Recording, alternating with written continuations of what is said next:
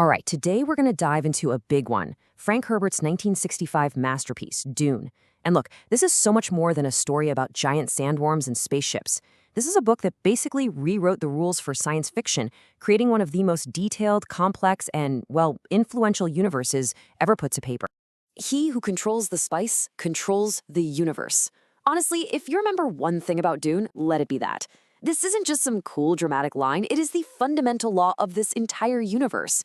We're talking politics, money, power, even religion. Literally everything revolves around this one single substance. It's the reason for every war, every backstabbing plot, every single alliance. So what is this spice anyway? And why on earth is an entire universe willing to go to war, to kill for it? Well, that's the big question, isn't it? And the answer is going to take us on a journey from these, glittering seats of galactic power all the way to the harshest, most sun-blasted desert planet you can possibly imagine. Okay, so this stuff, officially called melange, but everyone just calls it the spice, is basically the most important thing in the universe, period. It's not just valuable like gold or diamonds, it literally makes space travel possible by giving navigators a kind of foresight. It extends your life, it expands your consciousness. I mean, without it, the entire empire just stops. No travel, no commerce, nothing. And here's the kicker. It can only be found on one single, incredibly dangerous planet. So that brings us to the setup, a universe of spice. It's this huge, complicated political stage that Herbert builds. And right at the heart of it all is that one planet, Arrakis, the source of all the spice. So the whole story is set way, way in the future in a giant galactic empire. But the best way to think about it is like a futuristic feudal system. You've got the emperor at the very top, sure, but the real power lies with these massive, powerful, noble families called great houses. And each one controls entire planets like their own personal kingdom. And they are always scheming and fighting for more power. And in this huge political game, there are two houses you really need to know about. First, you've got House Atreides. Think of them as the good guys, honorable, noble, led by the respected Duke Leto. And then you have their mortal enemies, House Harkonnen. They're the complete opposite, cruel, scheming, absolutely ruthless. So when the Emperor suddenly decides to give control of the spice planet Arrakis to the Atreides, taking it away from the Harkonnens, well, on the surface it looks like a huge honor. But really, it's a perfectly laid trap. Which leads us right to betrayal on a desert planet. This is the catalyst. And yeah, that trap we just mentioned, it doesn't take long to spring. It happens fast and is absolutely brutal. This is what kicks the whole story into high gear. So here's how it all goes down, and it is quick. House Atreides gets to Arrakis, and they're just trying to get their footing, trying to figure out how to manage this insane planet. But what they don't know is that the Harkonnens have made a secret deal with the Emperor himself. They team up, launch this massive, devastating surprise attack, and just like that, House Atreides is wiped out. Duke Leto is killed, and the only survivors are the Duke's young son Paul and his mother Jessica, who barely managed to escape into the deadly desert with nothing. And just think about that for a second. In a single night, Paul's entire world is shattered. He goes from being the heir to a powerful noble house to a fugitive.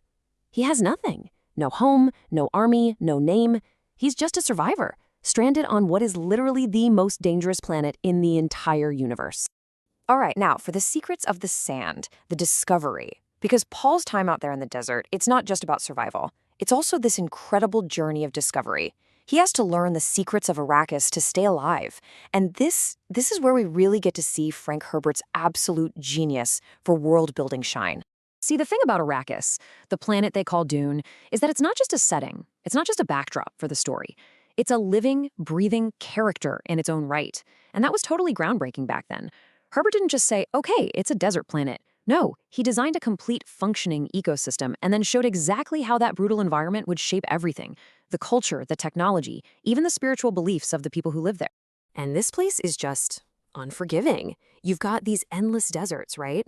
But then there are the sandworms, these massive, terrifying creatures that can swallow a whole mining vehicle in one gulp. Water is so incredibly rare that it's the most precious thing there is. Get this, spitting at someone is a sign of ultimate respect because you're giving them a gift of your own body's moisture. And the people who have mastered this insane environment, they're called the Fremen, the native people of the deep desert. And this is a perfect example of Herbert's insane attention to detail. How do the Fremen survive? They wear something called a still suit. And this isn't just, a cool-looking sci-fi outfit. It's a piece of brilliantly thought-out tech. Basically, it's a full-body suit that captures every last drop of moisture your body gives off. Sweat, tears, even the water in your breath. It filters it, purifies it, and feeds it back to you to drink. You lose less than a thimbleful of water a day. It's that kind of practical, scientific detail that makes this world feel so unbelievably real. Okay, so this leads us to the next big shift, a Messiah's dangerous rise, the transformation. Because as Paul and his mother start living with the Fremen, the story becomes about way more than just survival. It gets into these really deep, complex ideas about power, prophecy, and destiny. As Paul's power starts to grow among the Fremen, the book poses this really critical question. Is this guy a hero who's in control of his destiny, or is he actually a prisoner of it? See, all that exposure to the spice gives Paul the ability to see the future, or more accurately, to see possible futures. But it's not a gift, it's a curse. He sees a path where he can get his revenge, where he wins, but he also sees that this path leads to a galactic holy war, a jihad in his name that will kill billions of people. And the terrifying part is, the harder he tries to avoid that future, the more it feels like he's being forced right into it. Is he making choices, or is he just following a script that's already been written? And this is really what makes Dune so much more than a simple adventure story.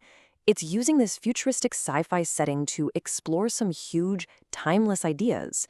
You see how religion and myths can be manufactured, literally planted centuries in advance to control a population like the Fremen. You see a clear commentary on colonialism, with these powerful off-worlders coming to Arrakis just to strip it of its one precious resource, the spice. And underlying it all is this powerful theme of ecology, this idea that our environment doesn't just surround us, it fundamentally shapes who we are. Which brings us back to Paul, because he is not your typical hero. Not even close. His story is incredibly messy and morally ambiguous. The more power he gets, the more the Fremen start to see him as this promised messiah, the more ruthless and calculating he has to become. Honestly, he becomes genuinely frightening. If you're looking for a clear-cut good guy to root for, you're not going to find it here. Dune makes you question the whole idea of a chosen one. So, let's talk about Dune's timeless legacy. Why does this book still endure? I mean, with all this complexity, all these heavy themes, why are we still talking about it almost 60 years later?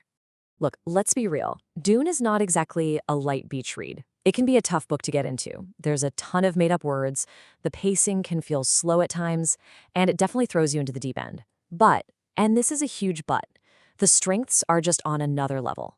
The world building is, I think, unparalleled. The political and philosophical ideas are incredibly deep, and its themes, struggles over resources, political manipulation, religious fanaticism, it's all just as relevant today as it was in the 60s. In a way, the fact that it's challenging is part of what makes it so amazing when it all clicks. Because at the end of the day, Dune isn't really a story about space. The sandworms and the spaceships are just the window dressing. What it truly is this deep, powerful look at power, at fate, and at our own relationship with the world around us. It's about how our environment makes us who we are, the corrupting nature of absolute power, and that terrifying struggle against a future that seems inevitable. Beware of heroes. The consequences of what they create can be far greater than what they destroy. And maybe that is the most important warning Frank Herbert leaves us with. In a world that's always looking for a hero, for that one person to save us, Dune is a chilling reminder of the terrifying dangers of that kind of thinking. It's a message that's just as powerful, just as necessary today as it was back in 1965. And that right there is why it will always be a masterpiece.